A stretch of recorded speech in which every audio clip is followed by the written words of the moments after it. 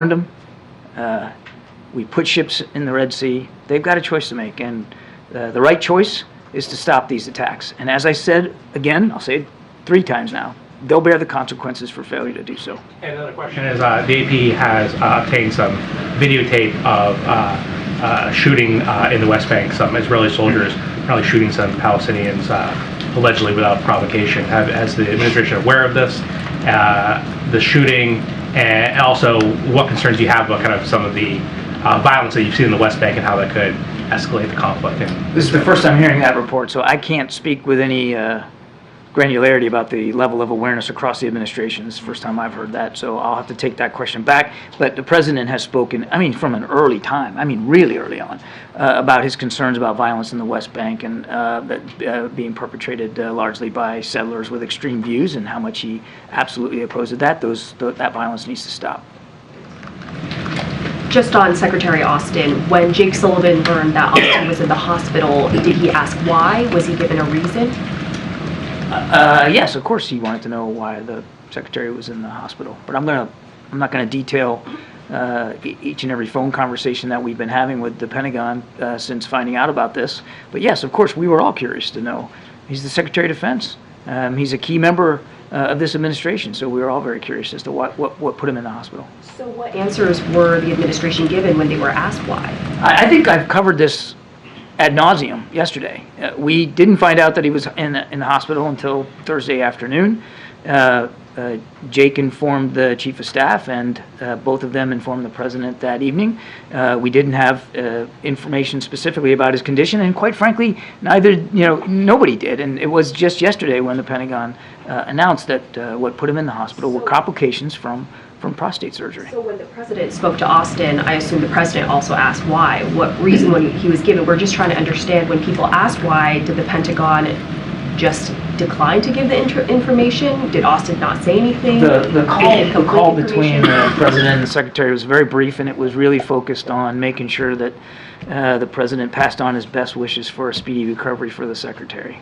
So was the Pentagon then giving incomplete information? You said the whole administration was curious. I don't know how differently to answer this question. As I did yesterday, we did not know he was in the hospital till Thursday. We did not know the condition that put him in the hospital at that time. We certainly didn't know about the prostate surgery that occurred earlier in December. We didn't learn about that information until ensuing days, and certainly we didn't learn about the prostate cancer until yesterday. And just lastly, we've learned that the White House instructed the Pentagon to release the information to the public after learning there was no disclosure plan in place. So what does that say about transparency, the fact that the Pentagon did not have a plan to give the information?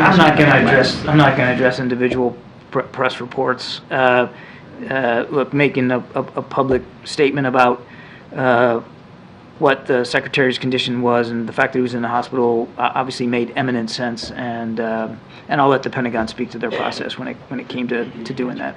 On the security situation in Latin America, saw the statement from National Security Advisor Sullivan saying you're committed to supporting Ecuadorian security and prosperity and bolstering cooperation with partners to ensure perpetrators are brought to justice. What is the U.S. position on Ecuador and other Latin American countries using kind of extrajudicial measures, states of emergency, in order to deal with these gangs? Well, so first of all, our concern is over the violence and seeing that stops. And as you saw from Mr. Sullivan's tweet, we strongly condemn these recent attacks, and we are committed to helping support security and prosperity for the people of Ecuador. I would just say, look, we're monitoring this situation.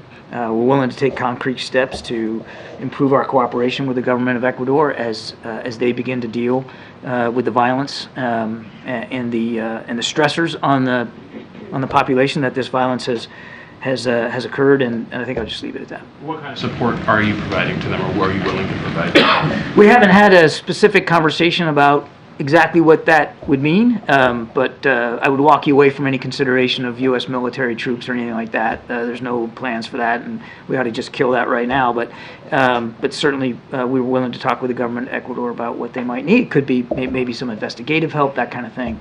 But that's sort of what the lane is right now. John, last week the administration said that it was issuing its last warning to the Houthis. So are we about to see a different response from the U.S.? I'm just not going to speculate one way or another about next steps. As I said, we're consulting with our allies and partners about what the next steps might be. Again, the Houthis have a choice to make here, MJ. We have made it eminently clear, as our allies and partners have, that these attacks have to stop. But just given that the administration specifically said last week that the warning last week was the last warning from the U.S., can you at least say whether we should expect to see something different coming from the U.S.? No, I cannot say that. And I'm not going to telegraph punches one way or the other. Thank you. Thank you, Karine, and thank you, John. Happy New Year. Really. I have two questions in Russia and North Korea and Hamas.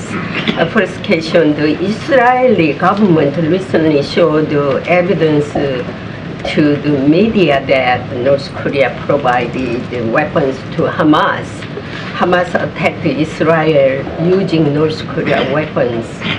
Meanwhile, all the families harmed by Hamas are preparing a legal action to hold North Korea accountable. What is the United States' assessment of this? And the second question, Russian President Putin pointed out the risk of conflict on the Korean Peninsula this year, and North Korea continues to fire artillery fire at South Korea. Do you think military cooperation between Russia and North Korea will actually have an impact on South Korea? So on your first question, I haven't seen any indications, I'm not aware of any indications that there's been some sort of cooperation militarily between Hamas and North Korea. I just don't have anything to verify that. We have talked a long time about the relationship between Russia and the DPRK and the way that Russia finds ways to evade sanctions and to continue to do business with North Korea, and they have at least expressed publicly some sort of interest in sharing goals and objectives in the region. We're watching this very, very closely. I won't speculate about the degree to which that we're seeing tangible evidence that North Korea is somehow benefiting militarily from this. We do know, without question, because I've said it many times, that certainly Russia is benefiting militarily by the purchase of North Korean ballistic missiles, which we detailed again were used in subsequent strikes in Ukraine, as well as the delivery of artillery shells. Thanks, Karine. John, just quickly back on Ecuador. Do you have a message for Americans who are in the country about the security situation? Yeah. And secondly, is there a concern that the crisis there will further aggravate the flow of migrants to the U.S. southern border? I think too soon to know the answer to your second question. Obviously, that's something we're going to watch and monitor. I don't want to step on the State Department, but in general, our message to Americans that are in Ecuador is to please stay vigilant. Please avoid areas where you either see or feel or perhaps anticipate that there could be violence, to stay clear of that. And then, of course, stay in touch. If you haven't logged on and gotten the app from the State Department where you can get notifications, you ought to do that, because I'm sure the State Department and the embassy there will do everything they can to keep people informed.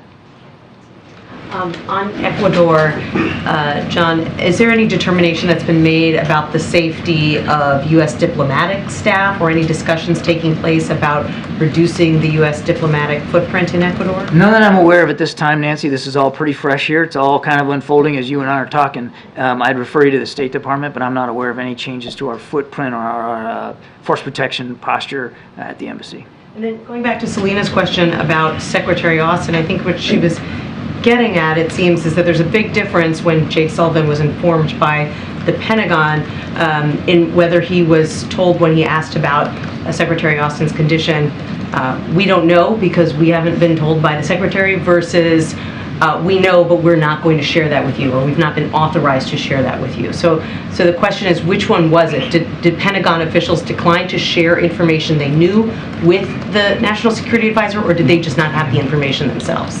I would put it this way. Once we found out he was in the hospital, we certainly asked all the questions you would think we would ask to try to ascertain his condition and what drove him into the hospital. Of course, we were curious about that. He's the Secretary of Defense, and he's a key member of the administration. I would just tell you that that effort to try to get more information was overt, and it was genuine, and it was certainly in the spirit of making sure that we understood what was going on with him and in terms of his recovery. I'll let the Pentagon speak to the information flow, both publicly and inside the chain of command, but I can assure you that that throughout every step of the way, from the time we were notified until yesterday, when we all found out that he had prostate cancer, there was no lack of curiosity on our part, no lack of or slackening of an effort to try to find out what was wrong with him. You don't want to characterize the responsiveness coming to you from the Pentagon. I'm not going to do that. Yesterday, House Speaker Johnson met new Taiwanese ambassador. Has the president met the new ambassador yet? If not, is he going to meet soon? As the president, I'm sorry, can you repeat the... Speaker Johnson met new Taiwanese ambassador yesterday. So if I'm not asking if president met the new Taiwanese ambassador yet. I don't believe there's been a meeting, and obviously, if and when there is, certainly that would be something we would make public. Kim Jong-un said South Korea is their principal enemy. At the same time, South Korea is what? That's their principal enemy. But at the same time, Kim Jong-un sent a message of sympathy to the Japanese Prime Minister over New Year's earthquake in Japan. How do you see Kim Jong-un's different approach to towards Japan and South Korea? Do you see? Do you think he implied any message to the United States? It's a failing exercise for me to try to get inside the brain of Kim Jong-un. What goes on between those ears is not something I really know about. I can't speak to his motivations in that regard. I just wanted to follow up on a question my colleague asked yesterday. The Israeli Supreme Court's decision to prevent journalists from accessing Gaza and being able to report in Gaza independently. Have you had a chance to see if the administration has brought that up with Israeli counterparts? What is the White House's stance on that? We're making a good faith effort to try to get a better answer to you on that. I just don't have it right now. Thanks, Karine. Thanks, Admiral. You mentioned that Secretary Austin was part of the team briefing the president yesterday on the Houthis. I just wanted to ask you if you're confident that Secretary Austin is up to speed and fully au fait with all the with the decisions regarding possible action against the Houthis. Yes. Thank you. Two questions. One on Gaza. The administration authorized an assessment led by the UN to see if civilians can go back to northern Gaza. Would you ask the Israelis or the UN in this case to do another assessment of how weapons are used, especially against civilians and also against journalists? We have unprecedented number of journalists who've been killed. Yesterday you said that maybe they were caught in crossfire, but human rights organizations said some of these journalists were targeted. So would you ask for an assessment similar to the one that you authorized? We obviously don't want to see any innocent lives lost.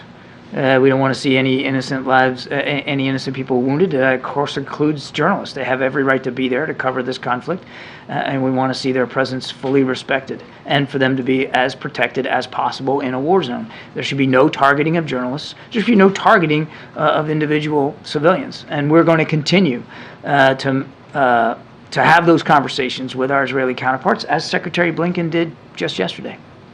And as you know, you dismissed a few days ago the case that brought by South Africa against Israel at the ICJ. Did you read the indictment? And if you did, do you believe that cutting off water, electricity, and fuel on a civilian population does not constitute a war crime by itself, nothing else? Yes, I read the indictment, and as I said, and we stand by what we said about this. We find it without merit. We find it counterproductive, and I'll leave it there. So since the start of the Biden administration, have there been other cabinet secretaries who've not been able to perform their duties but have actually informed the White House? I don't have that kind of detail for you here today. I wouldn't, there'd be no way for me to have that information. A couple more. Go ahead, sir. Thank you, Karine. Thank you, Karine, and thank you, John. Two questions on Bangladesh, if I may. The one-sided election in Bangladesh has concluded, drawing global criticism for its crackdown on opposition. The Guardian characterized the election as overshadowed by a ruthless crackdown on opposition, and the Wall Street Journal stated, Bangladesh shows the limits of Biden's democracy promotion. In light of your earlier commitment to taking all necessary steps to reflect the will of the people of Bangladesh and your declaration of a visa restriction policy ahead of election, what is your response to concern about the Biden administration's limitations on democracy promotion? We obviously still believe in the importance of viable, vibrant, democratic institutions all over the world. And nothing has changed about our desires to see that the aspirations of the Bangladeshi people are met. And that includes being able to conduct free, fair, and transparent elections. One more. Nobel laureate Professor Muhammad Yunus, a recipient of the Presidential Medal of Freedom and Congressional Gold Medal, received a 6-month sentence on New Year Day, widely believed to be driven by political vengeance from the ruling Prime Minister. Is President Biden aware of this current situation, considering Yunus' remarkable contribution to the poverty alleviation around the globe, and he was White House numerous times and he received Presidential Medal of Freedom? I'll have to take the question. Good, thank you. You said that Secretary Austin took part in the conversations regarding the Red Sea. Do you know if he was conducting his business from the bedside, or is he released from the hospital? I would refer you to the Pentagon for his whereabouts and his condition. It's yesterday, at least for where he is today. Yesterday, he was still in the hospital when he participated in that discussion. Okay. Last question. Go ahead, sir. Two questions. One on the Houthis. Given the problem the administration has had on containing them, how can it be looked at as anything but a mistake for the fact that they removed them from the foreign terrorist organization list? As I said, we've got a review of that designation that we're still conducting. So I'm not going to get ahead. Hang on a second. I'm not going to get ahead of that. And the goal here isn't to contain the Houthis, just to be clear. We don't want to see these attacks on commercial shipping, and we're going to do what we have to do to counter and defend against those attacks. And as I said earlier, the Houthi, they've made certain decisions up to this time. They have to make certain decisions going forward, and we'll see what decisions they make. They will bear the consequences for those decisions going forward. And then one question on General Austin. Earlier in this briefing, you said he's an essential member of the administration. But if he can disappear for 4 days without anybody noticing or really even seeming to wonder where he is, how essential is he? I think I answered this question yesterday with Mr. Ducey here. I'll give you the abridged version. When the military operations that have been conducted over the last week or so, many of those, Secretary Austin was a key member of briefing the president and right in the middle of determining the options that the commander-in-chief ultimately decided to do. We were able to continue to counter Houthi threats in the Red Sea. We were able to take out a senior militia commander in Iraq, all based on the advice and counsel that Secretary Austin delivered. It is not uncommon on any given day here in D.C. that a cabinet officer isn't present for a certain meeting and either can call in by phone or have a deputy represent them. That's the way the interagency process works. Oftentimes these things are worked at staff levels, and then the principals get involved at the appropriate time. Okay? Thank you so much, Admiral. Thank you. Thank you. Thank you. Thanks, guys. All right, you guys still awake? What's going on? Everyone's so quiet. Are you suggesting that he's boring to us? No, I'm suggesting you guys are low energy today. That's all. So the president spoke with Speaker Johnson today. Does the White House believe that the conversation moved any closer to a deal on supplemental funding? And second thing on this, Speaker Johnson reportedly told his caucus the president does not want to meet in person. Is that true? Look, what I can do right now is I can confirm that the president and Speaker Johnson did speak directly. They spoke directly today on the phone. I don't have any more details to provide. I can say this. I'll add, actually, one more thing is that the president believed that a call was the most expedient option today. and so that's why they spoke on the phone. The president believed it was important to connect as quickly as possible. Don't have any more details about the call. Nothing you could say about what they talked about, or Look, we're confirming the call, and we've said many times that we try to keep these conversations private, but we are confirming that the president did speak to Speaker Johnson. I don't have anything else beyond that. Last thing, his office says that the speaker asked for executive action to shut down the border, secure the border. Can you say anything more about that request or how that was received? Don't have anything more to share. Was the White House informed in advance that Hunter Biden would be showing up at the House Oversight Committee's hearing on Capitol Hill today? So here's what I'll say, and I've said this many times before. Hunter, as you all know, is a private citizen. He's not a member of this White House. He makes his own decisions, like he did today, about how to respond to Congress. And so I would refer you any further questions, any additional questions about this process, certainly I would refer you to Hunter's representatives. Fully agree that he makes his own decisions, but my question was about whether the White House was informed in advance. I would just, again, I would say that we don't have anything else to share beyond that. He's a private citizen, and he makes his own decisions as it relates to this particular, response, his particular response to Congress. It's something that he decides on, and I would refer you to his representatives. Thanks, Karine. First, a whole high school in New York is having remote classes today because the building was needed to house people who came into this country illegally. So what is the president's priority in this case? Is it the migrants or is it the students? So let me just clear this up a little bit. So yesterday, New York City informed us that as a precaution, they would temporarily relocate migrants staying at Floyd Bennett Field to a nearby high school. As of this morning, all migrants have returned to the facility at Floyd Bennett Field, and so anything specific as to the program and what decided to do and all of the specifics to that, I would certainly refer you to New York City for any additional questions. But if a working parent had to call out to stay home with their kid today, isn't this Biden immigration policy literally taking money out of people's pockets? So let me just say, I'm going to actually go back to your first question for a second because I think I do need to address that, which is, when it comes to education, migrants, the economy, the president deals with multiple issues all at once. That is his job. There are multiple things happening all at once. And as it relates to this particular question that you're asking me about in New York City, that is something that New York City needs to answers to. That is a process that they took, so they have to answer to that. And as it relates to migrants and what's happening at the border, look, the president has taken this issue very seriously by making sure that on his first day, which is almost 3 years, it'll be a couple weeks, it'll be 3 years ago, that he to deal with what's happening with the immigration process, obviously, and also the border. And this is an issue that's been going on for decades. The system has been broken for decades, and the president is the one who has taken action to deal with this while House Republicans do not. They get in the way. And Hunter Biden on Capitol Hill today. How big of a headache is that for you? Hunter Biden is a private citizen. He is not a member of the White House, as you know, and I just don't have anything else to share. But the last time he was on the Hill, he said the president was certainly familiar with what his son was going to say. I did say that, and So what I'm saying today. That President Biden does not help him with his business deals, but he does help him skirt congressional subpoenas? That is not even true. That is a jump that is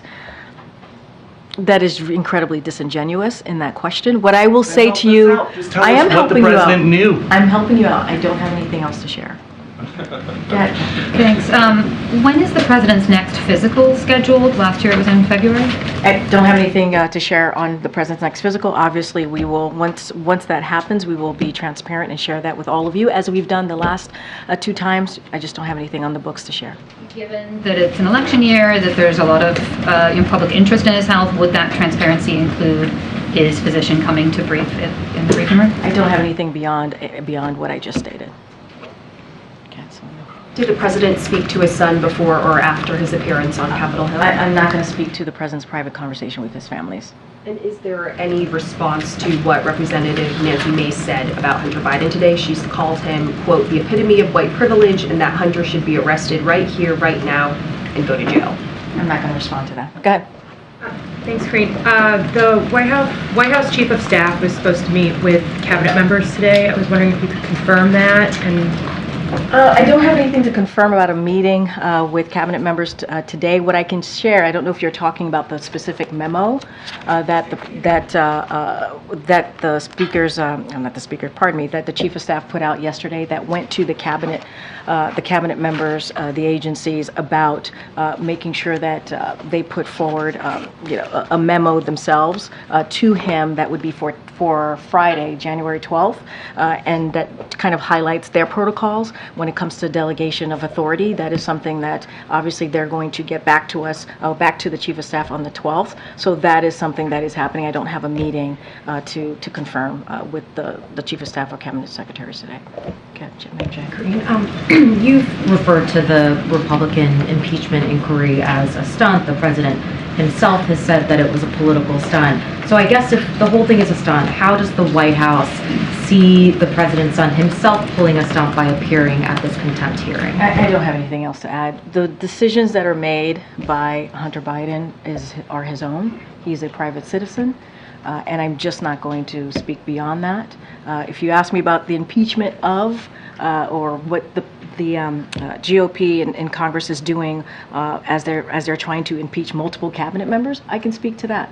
But Hunter Biden is a private citizen. I'm just not going to speak to that. You have spoken to that, and again, you have called that a stunt in the past, right? So I just don't have anything else to add. I hear you. For today, I'm just not going to say anything more. And can you tell us what the president is up to today?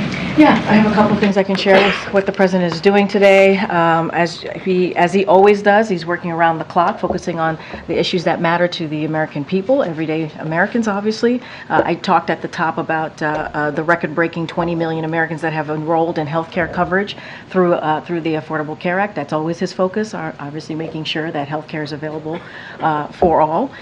He is having lunch today with the vice president.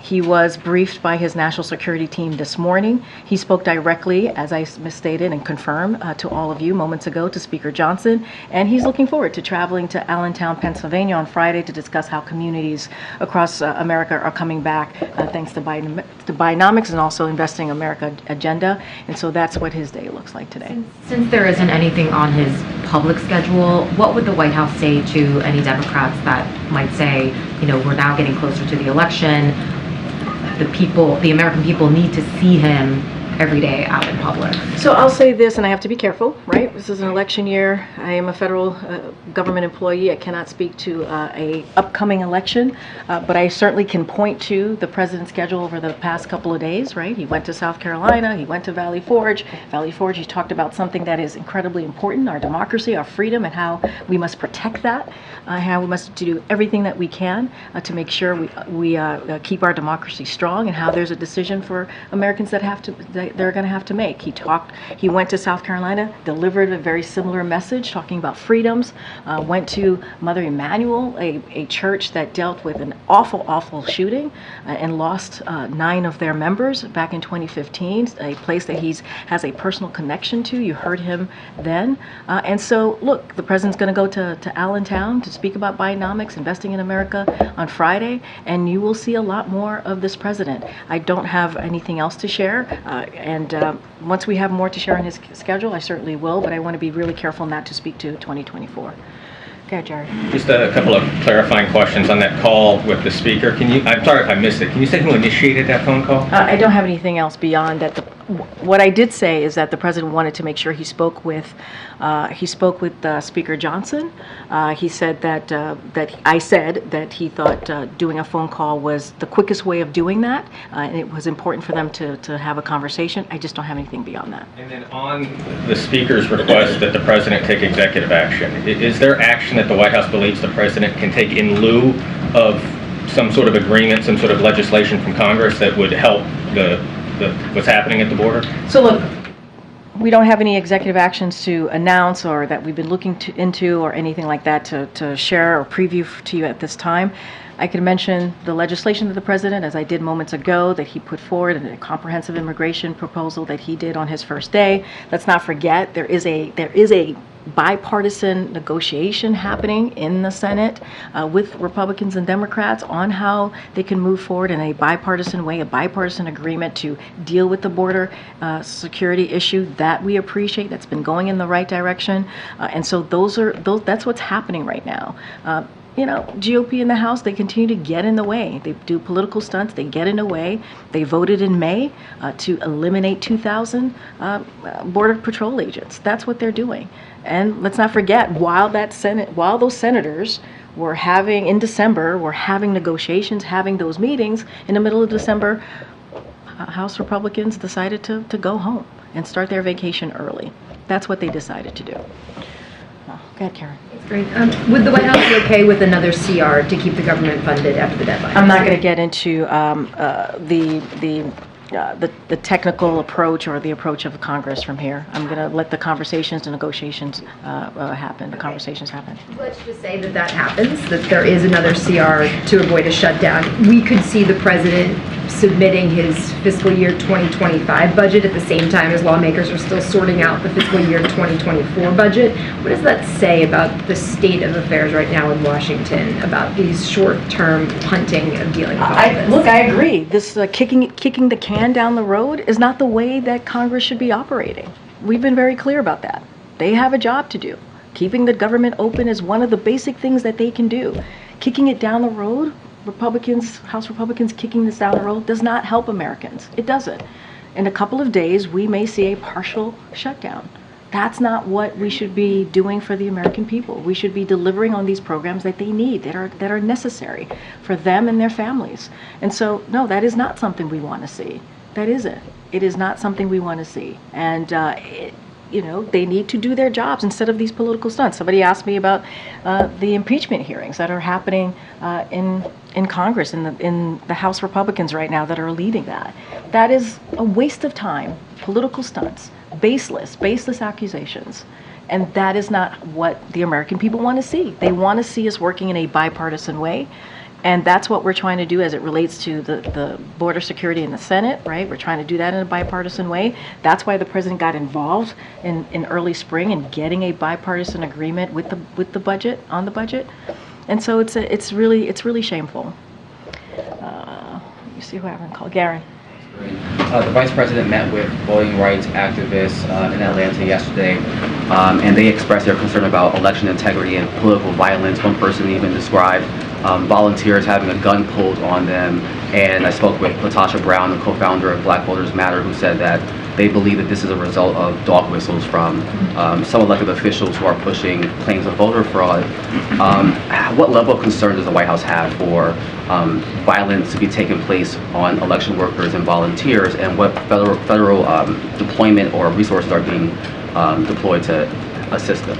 So a couple of things in response to the sharp increase in threats of violence to election workers following the 2020 election cycle. In June of 2021, Justice Department created the Election Threats Task Force to investigate and prosecute those who target election workers. And yesterday, the DOJ actually released information highlighting the work its civil rights, criminal justice, and national security divisions are doing to enforce civil rights protections, enforce criminal statutes, prohibiting voter intimidation, and prevent malign influence in our elections. Any threats of violence towards election workers and other attempts to undermine our democratic process and make it harder to vote are unacceptable. And of course, this administration is going to use every tool at its disposal to protect the sacred right to vote and defend our democracy. That is something that you've heard from the president, not only in Valley Forge recently, but also many times during the past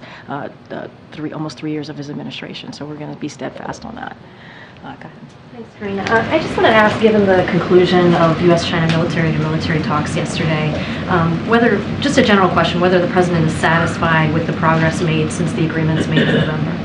So I have not spoken to the president about that. I get the question. I just don't have anything to share to what we've already put out on this, but I have not spoken to the president specifically to get a sense of that. Feeling he has about, a various range of issues. You had fentanyl, we had expectation that China would be a stabilizing force in different conflicts. Is there a sense of whether that's played out the way he had expected? So look, these are conversations that we obviously are going to continue to have, especially when it comes to fentanyl. Obviously, going into, we want to make sure that that is, fentanyl. We don't want that to go into our communities. And so, look, that relationship. You've seen the president meet with President Xi recently. They had a very good conversation. You've seen cabinet secretaries and also officials here in the White House continue to have those diplomatic conversations. Diplomacy is very important here with this administration, with this president. I just don't want to go beyond what we've already shared on this. Thank you. The Chief of Staff said in his memo to Cabinet Secretaries yesterday that they should delegate their responsibilities if they're hospitalized. Since, as far as we know, Secretary Austin is still hospitalized, does the White House believe he should be delegating his responsibilities now? I'm sorry, can you say that one more time? Yeah, the Chief of Staff said in his memo to Cabinet Secretaries that they should delegate responsibilities when they're hospitalized. And as far as we know, Secretary Austin is still hospitalized. So according to the White House or the Chief of Staff, should he be delegating his responsibilities? Well, look, as you heard from the Admiral, Secretary Austin was involved in a conversation, a meeting with the President on national security matters just yesterday. And also the Admiral talked about this as well. This is when we have these conversations or meetings with cabinet secretaries, not just always with the secretary at the top. There are other people that are involved in these important, crucial conversations, whether it's policy, whether it's decision making. And so obviously we've been in the Secretary is having conversations with our National Security Council and others here in the administration. I just don't have anything to share on specifics on that particular matter. What I can say is, Department of Defense is certainly reviewing their process and looking at what could have been done better. It's a 30-day review process, but obviously Secretary Austin has been very much involved and engaged, certainly this current week. Way back. I'm trying to call. Go ahead, Brian. Thanks a lot, Karine. I had a question about supply chains. Given how much work that President Biden spent on supply chain mitigation in 2021 when he first came to office, how concerned should Americans be right now about supply chain disruption, given how much shipping traffic normally runs through the Red Sea, and what actions is the president taking to mitigate potential supply chain disruptions? So look, as you've heard from us many times, obviously the Red Sea is an important global trade, particularly for transportation of oil, grain, and consumer goods from Asia. The Department of Transportation is in close communication with ocean shippers, industry, and other stakeholders. And so we're taking every steps to ensure that shipping in the Red Sea is not obstructed, right? Is unobstructed, including by establishing Operation Prosperity Guardian and building a coalition of countries from region and around the world to ensure freedom of navigation, to protect the maritime economy and bolster regional security in the Red Sea. So we're taking this very seriously. We're keeping an eye on this. As you heard us say, the Red Sea is very important to commercial shipping, and so we're going to take this very seriously. Is the president seeing an impact on the economy at this point? Should Americans be prepared to see an impact in supply chain? So what I can say is we're going to continue to monitor the situation, and we are taking action to make sure that doesn't happen. Got in the middle. Thanks, Karine. The president announced earlier this week that Mitch Landrieu is leaving the administration. I wondered, is there any plan to replace him or appoint someone new to oversee the implementation? So Natalie Quinlan, who is Deputy Chief of Staff, is going to take over his portfolio. And so she has been, part of her portfolio is doing implementing all of these pieces of legislation, historic pieces of legislation that we've been able to get through Congress. I don't have anything beyond whatever he's going to do after that. I certainly will leave that to Mitch Landrieu, but that's how his portfolio is being taken care of from here. Is the White House preparing for any other staffing departures as the campaign ramps up? I don't have anything to announce from here. Okay. What is the administration doing to address the billions of dollars in overpayments the Social Security Administration has been trying to claw back from millions of Americans? So on that particular piece, look, the president requested 10%. 10% increase in funding for Social Security Administration to help invest in the staff and technology necessary to improve customer service and determination services. The administration is committed to protecting Social Security. You heard him during the State of the Union last year, the president standing up in front of millions of Americans who were watching, protecting Social Security, protecting Medicare, and protecting Medicaid, and that's something that he's been certainly doing. And so anything further on that, I would certainly refer you to the Social Security Administration. Go ahead, Colleen. Hi. Thank you. No, right behind you. I wanted to ask you about updates on the administration's conversations with Mexico. Do you have any changes or agreements to talk about as they work to alleviate pressure on the southwest border? So, as you know, there was a meeting that occurred during the holidays with National Security Advisor Jake Sullivan. Actually, no, it was Secretary Blinken, Secretary Mayorkas, and also Deputy National Security Advisor Sherwood Randall, and they went to Mexico City to continue the conversation that the president obviously has been having with President of Mexico. The conversation went really well. Obviously, it's continuing. These are diplomatic conversation. They've been a partner with us on migration, partner with us on how to deal with fentanyl as well. And so the president of Mexico and his team have taken significant efforts that they are putting underway to make sure that we deal with the border in a way that obviously is effective. And so we're starting to see those results. I don't have anything beyond that, but obviously those diplomatic conversations continue, and we appreciate President of Mexico being a partner in this. What do you mean by results?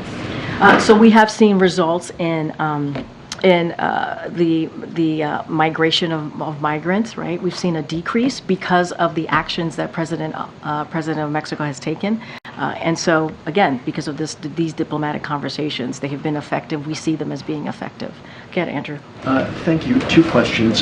First, the former president, President Trump, yesterday warned that there would be bedlam in this country if the case against him affects the election results in November. Without speaking to the former president himself, because I know you're covered by the Hatch Act, is the administration tracking the possibility of potential violence around the time of any trial date that he might have? Is that something that's being prepared for? And then I have another question.